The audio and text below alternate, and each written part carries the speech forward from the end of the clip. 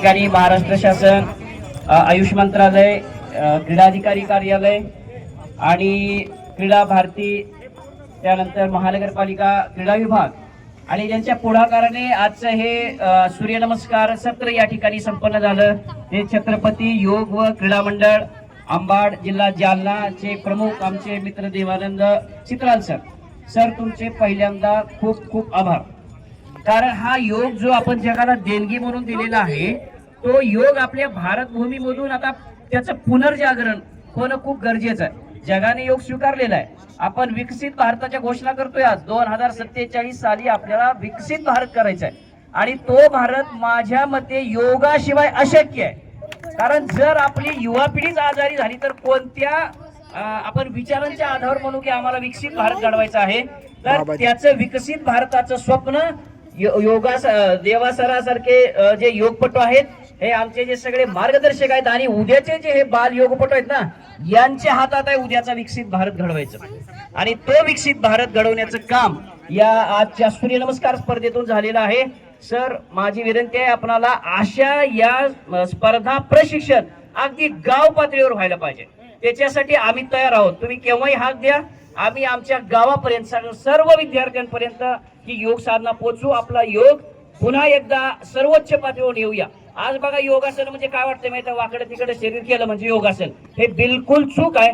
ते सरांनी तुम्हाला सांगितलंय, लक्षात ठेवा। हा स्थिरम सुखम आसनम, आणि हा एकमेव योग असा आहे की जो 90 वर्षाचा माणूस सुद्धा करू शकतो। आज दुसरा कोणता खेळ आहे का? सचिन तेंडुलकर सगळ्यात बेस्ट आहे, पण रिटायर व्हावं लागते नाही का? पण आपल्या योगामध्ये रिटायरमेंट नाही, लक्षात ठेवा। आहे का रिटायरमेंट?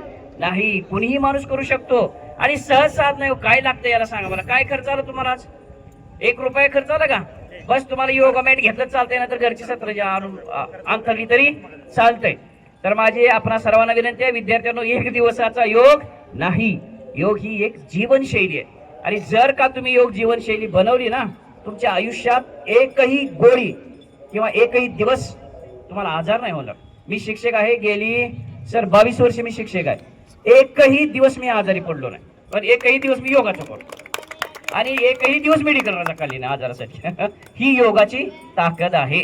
आमचे पण असे योग वर्ग चालतात खेडोपाडी गावागावात। आम्ही लोकांना आर्ट ऑफ लिव्हिंगच्या माध्यमातून हे सगळे सुदर्शन क्रिया योग हे सगळे शिकवतोच, परंतु तरी पण आम्ही आज शिकतोय। काल आमच्या सर नांदेडला राज्यस्तरीय शिक्षकांच्या स्पर्धा होत्या, आम्ही तिकडे गेलो होतो। आम्हाला आमच्या मित्रांनी सांगितलं उद्या रथसप्तमीच्या इथे योगासन सूर्यनमस्कारच्या स्पर्धा आहेत, प्रशिक्षण आहे। आम्ही मला 1 दिवस मुक्काम वाढू, आज रविवारच आहे। आम्ही इथे काल मुक्काम केला आणि आमची ही जी टीम आहे ना, आम्ही ठरवलं त्याला सकाळी आज इकडे जाऊया। तर अशी वृत्ती विद्यार्थ्यांना तुमच्यामध्ये पाहिजे आम्हाला, कारण आमच्याकडून त्याच अपेक्षा विद्यार्थ्यांच्या की आम्ही एवढ्या वयात पण फिरतोय सगळीकडे, राज्यस्तरीय स्पर्धेला जातोय। तर तुम्ही पण हा आमचा या सगळ्यांचा आदर्श घ्या। तुम्ही स्वतः घडा, तुम्ही घडला की तुमच्या कुटुंबाला सांगा। सगळे आज सोलापूरमध्ये भरपूर योग प्रशिक्षक वर्ग चालतात, कुठल्या तरी त्या संस्थेला किंवा तुमच्या योगा क्लबला जॉईन व्हा। आणि सगळं आपल्याला सोलापूर सुद्धा जसं आपण 4 दिवस आधी स्वातंत्र्य उपभोगलंय ना, भारत स्वतंत्र व्हायच्या आधी, तसं आपल्याला सोलापूरला भारतामध्ये आघाडीवर न्यायचं आहे। योग भूमी आपली, बरोबर का नाही? सिद्धरामेश्वर आहेत, संत सावतामाळी आहेत, आहे का नाही? हे सगळे योगी पुरुष आहेत। तर आपलं सोलापूर योग भूमी म्हणून पुन्हा एकदा सर्वोच्च स्थानावर न्यायचा आपण आज संकल्प करूया।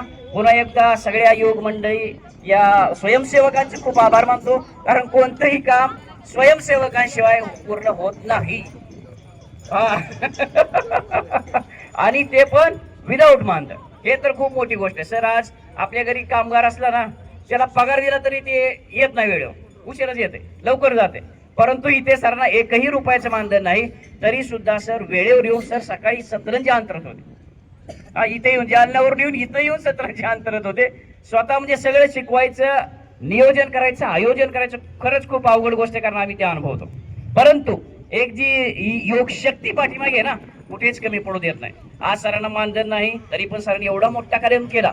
पण माझी एक अपेक्षा आहे सोलापूरकरांकडून, आज सोलापूरची लोकसंख्या किती आहे आणि उपस्थिती विद्यार्थी किती आहेत? सर एक 100 भरपूर झाले। आणि आमचे खुले मंडळ खुला गट तर किती, एक हातावर बोटावर मोजणे 15-20 जण किती आहेत? म्हणजे ग्राउंड अख्खं भरायला पाहिजे होतं। पण माझी विनंती आहे, शिक्षक इथे जमलेले विद्यार्थी, तुम्ही पुढच्या वेळेस जेव्हा होईल ना, अख्ख्या कुटुंबाला घेऊन यायचं, तुम्ही तुमचे शिक्षक मित्र सगळ्यांना घेऊन यायचं। येणार का? हा, आणि मग आपला देश खऱ्या अर्थाने विकसित भारत होईल. आम्ही त्याच्यासाठी कटिबद्ध आहोत. तुम्ही जेव्हा मदत मागाल तेव्हा आम्ही तयार आहोत. एकदा जोरदार घोषणा देऊयात. बोलो भारत माता की जय, वंदे मातरम. थँक्यू मला बोलण्याची संधी दिल्याबद्दल आणि ही तुम्ही सगळ्यांना संधी उपलब्ध करून दिल्याबद्दल धन्यवाद सर.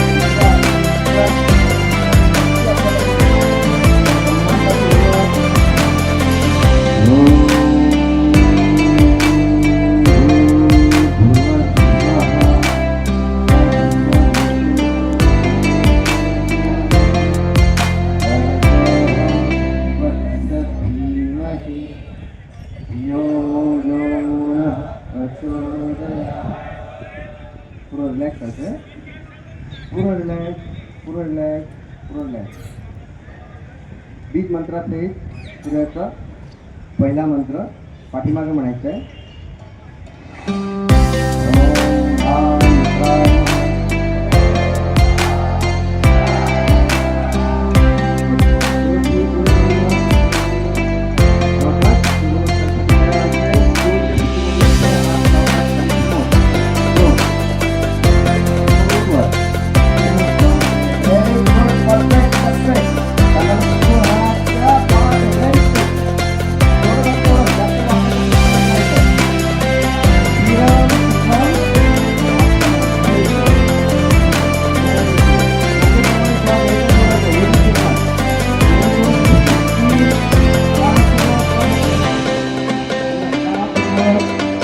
Ready.